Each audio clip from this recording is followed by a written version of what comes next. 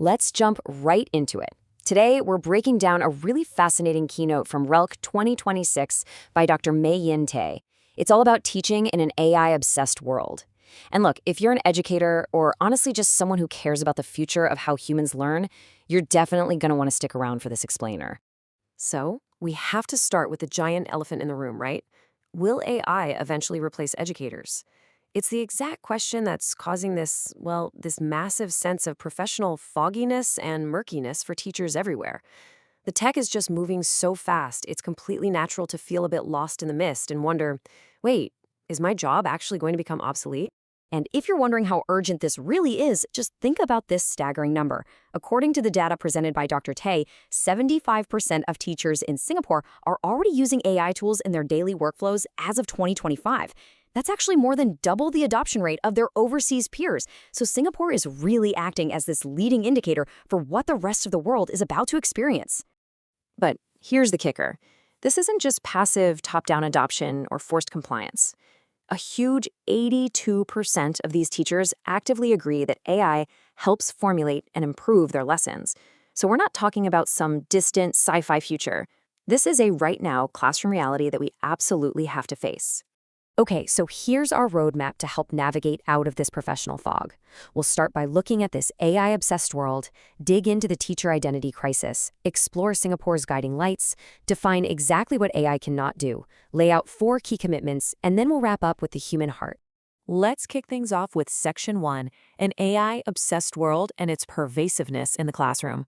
Across primary, secondary, and pre-university levels, the dominant usage patterns are pretty clear. Teachers are heavily leaning on AI for lesson design, generating feedback, getting assistance with marking, which we all know is incredibly time-consuming, and even identifying specific learning gaps. AI is literally already doing the heavy lifting for a ton of instructional and admin tasks. Moving on to Section 2, the teacher identity crisis, navigating the fogginess. During her keynote, Dr. Tay posed a really poignant question. Are we actually on the brink of an identity crisis? Think about it. If an AI can generate a brilliant lesson plan or grade an essay in 5 seconds flat, what's left for us? If we aren't the primary creators of that content anymore, who are we? It's a seriously profound existential question for anyone who has dedicated their life to pedagogy.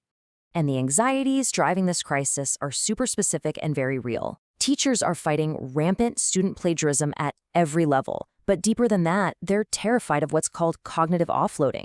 That's the idea that relying too much on AI is actively eroding students' critical, adaptive, and inventive thinking skills. It's actually such a big deal that Singapore policy strictly prohibits AI use in early primary levels specifically to prevent retarding cognitive development. Teachers are definitely feeling a tangible loss of professional control right now. Let's look at Section 3, Singapore's guiding lights, finding clarity. To help cut through all this noise, Dr. Tay brings up these 4 guiding lights from Singapore's English Language Syllabus 2020. You've got language as meaning-making, as a system of rules, building positive attitudes, and driving awareness of context, which Singapore classrooms call PACC, or Purpose, Audience, Context, and Culture. As she went through these, Dr. Tay kept asking her audience, is the English language teacher dispensable here? And the answer is just a massive no. Can an AI create a safe, conducive classroom environment that builds a genuine love for language? Can the machine truly grasp the subtleties of human culture to guide contextual meaning? No way. These principles are proof that teachers already have a framework that machines literally cannot replicate. That brings us to Section 4, what AI cannot do, the edge of human educators. Now, what's really fascinating here is this concept of pedagogical content knowledge, or PCK. It was originally coined by Lee Schulman, and honestly, it's basically your ultimate shield against being replaced by AI.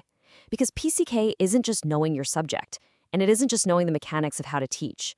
It's the incredibly complex, distinctly human interplay of knowing your subject, knowing how to teach it, and crucially, deeply knowing the actual individual human learners sitting right in front of you. So let's draw a really hard contrast. AI can absolutely generate text, right? It provides amazing utility and gives you immediate answers. It is a brilliant tool for the how-to.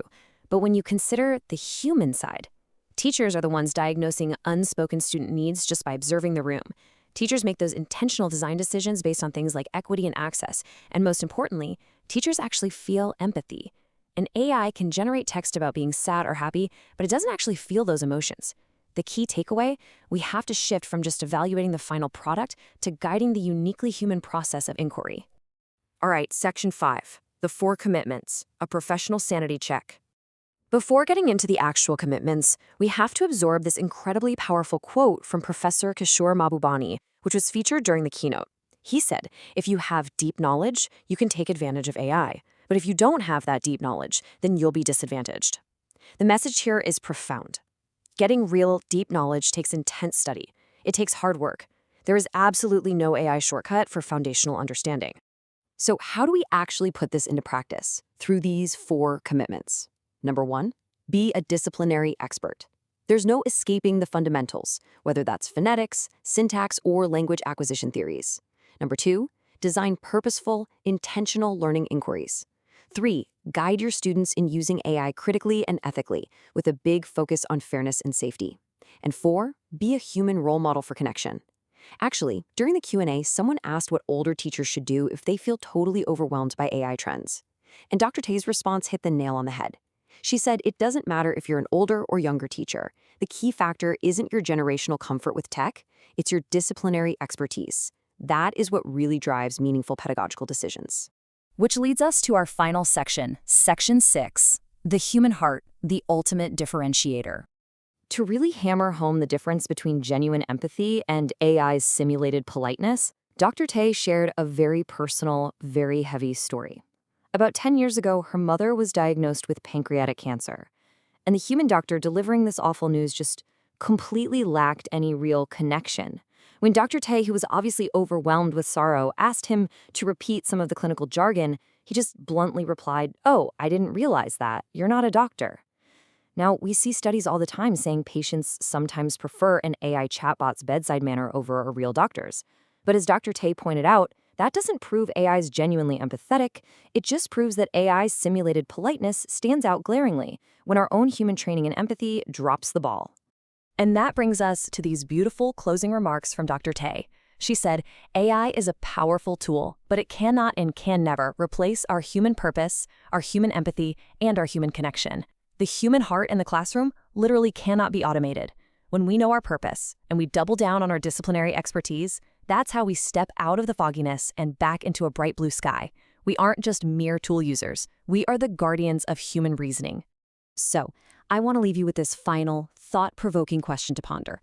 How will you bring the human heart to your next lesson? Look, an AI might be able to generate the worksheet in 2 seconds flat, but only you can breathe life, empathy, and actual meaning into that learning experience. So step back into your classroom knowing that you are a highly skilled, completely irreplaceable hero.